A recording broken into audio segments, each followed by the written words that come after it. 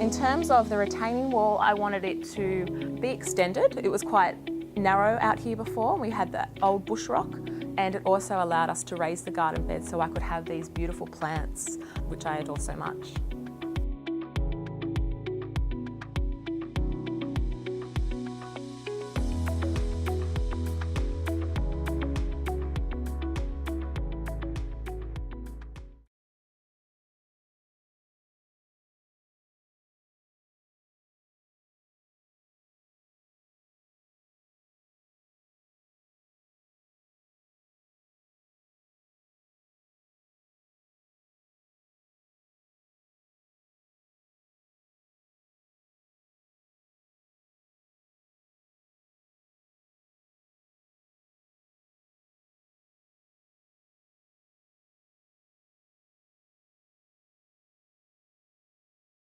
The thing I love about modular walls is that it's really personal, so you can paint them any colour. For me, I wanted a contrast. We used Monument by Dulux, and I chose the white wall lights purely because I have a lot of trailing plants and I wanted that light to be underneath them at night to light them up.